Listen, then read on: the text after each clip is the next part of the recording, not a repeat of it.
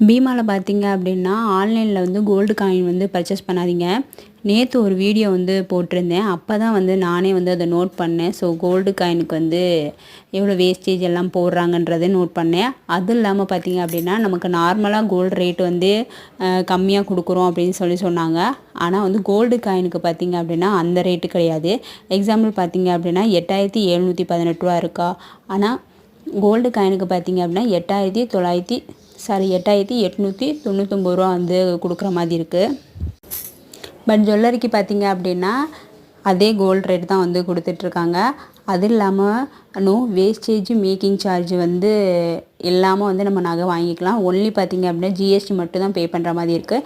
இதில் வந்து நம்ம கோல்டு, டைமண்ட், சில்வர் ஸோ எதுனாலுமே வந்து நம்ம பர்ச்சேஸ் பண்ணிக்கலாம்.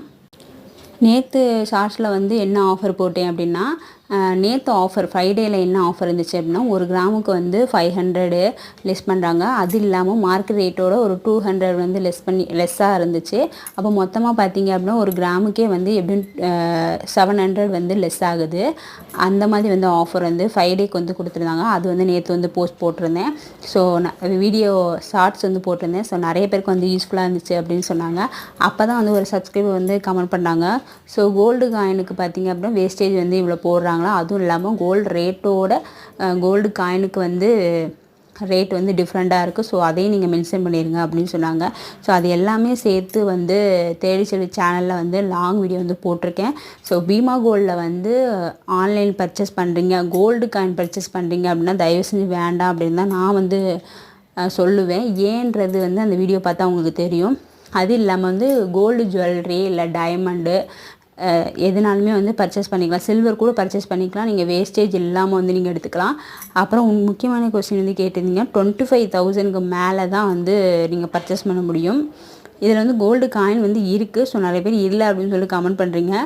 1 கிராம் கோல்டு காயின் போட்டிங்க செக் பண்ணிங்கன்னா வராது. நார்மலாக கோல்டு காயின்னு சொல்லிட்டு செக் பண்ணிங்க அப்படின்னா அதில் வந்து டிஸ்பிளேல காட்டும்.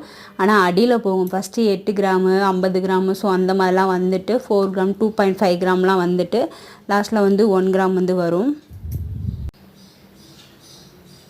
ஏதாவது ஒரு நார்மலாக வந்து ஒரு காயினை வந்து கிளிக் பண்ணிக்கோங்க. இதோட ஃபுல் வீடியோ வந்து தேடி செல்வி சேனலில் வந்து நான் போட்டிருக்கேன். ஏன் வந்து கோல்டு காயின் வந்து பர்ச்சேஸ் பண்ண வேண்டான்றதை வந்து தேடி செல்வி சேனலில் வந்து ப்ளேலிஸ்ட்டில் வந்து இருக்கும். ஸோ நீங்கள் செக் பண்ணி பார்த்துக்கோங்க. அந்த வீடியோ பார்த்துட்டு நீங்கள் கோல்டு காயின் வந்து பர்ச்சேஸ் பண்ணலாமா வேண்டாமான்றதை நீங்கள் முடிவு பண்ணிக்கோங்க. தேங்க்ஸ் ஃபார் வாட்சிங். பாய்.